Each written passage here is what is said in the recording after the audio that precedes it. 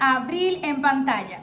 Hoy revivimos uno de los capítulos más decisivos de la historia dominicana, la Revolución de Abril del 1965. A través de reportes, entrevistas y testimonios, vamos a entender qué ocurrió, por qué estalló y qué legado nos dejó. Y para comenzar, vamos a conocer el contexto de aquellos días con mi compañera. Tras el golpe de Estado de 1963 que sacó del poder al presidente Juan Bosch, el país vivió inestabilidad y tensión política. El 24 de abril de 1965, civiles y militares se reunieron para restablecer la Constitución de 1963.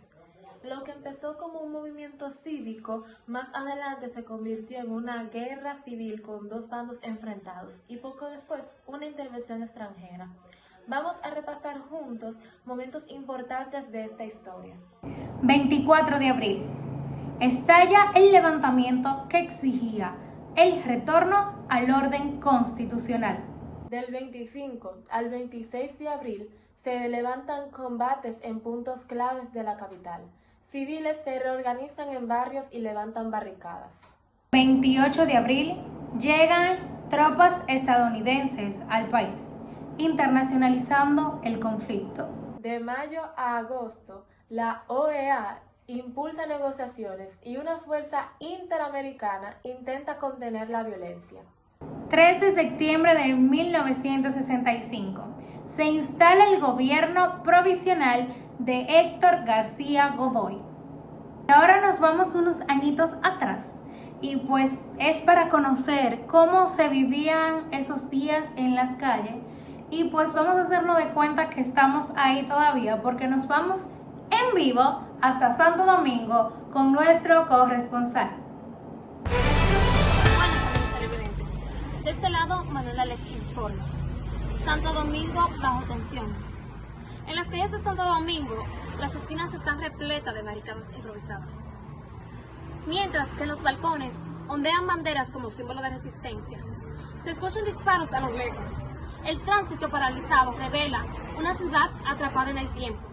Los comerciantes están cerrados y los hospitales trabajan hasta el límite. Sin embargo, emerge la solidaridad.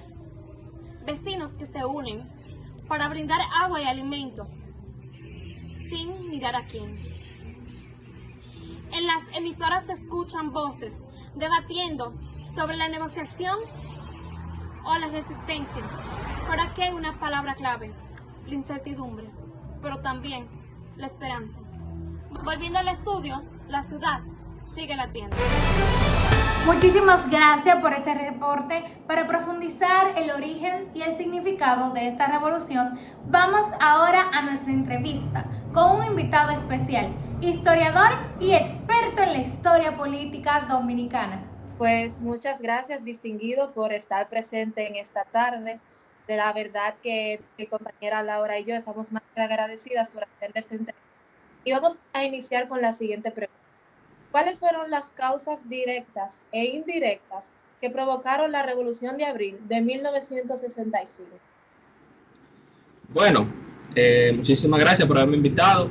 Y para comenzar, la revolución tuvo sus raíces políticas y sociales tras el golpe de Bosch en el 1963. Hubo una frustración popular por la interrupción de un proyecto constitucional reformista que buscaba la mayor justicia social y un Estado más transparente.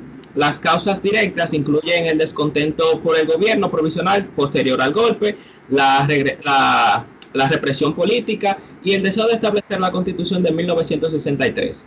Entre las causas indirectas podemos mencionar que el clima internacional de la Guerra Fría, las tensiones entre los sectores militares y civiles, y la influencia de movimientos democráticos en América Latina. Muy interesante realmente saber todo esto.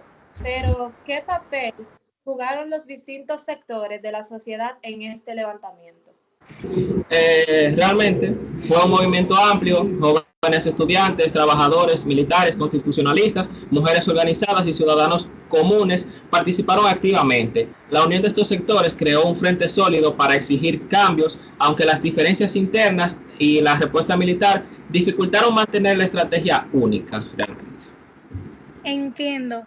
Y profesor Evangelista, ¿qué tan determinante fue la intervención de Estados Unidos en el desarrollo del conflicto? Muy determinante. La intervención del 28 de abril alteró el equilibrio militar y político, aunque esto se justificó oficialmente como una acción para proteger vidas y evitar un gobierno comunista. Muchos dominicanos vieron como violación a la soberanía nacional, lo que esto dividió las opiniones y aceleró la presión internacional para negociar una salida. Muchas gracias. Muchísimas gracias por estar aquí presente.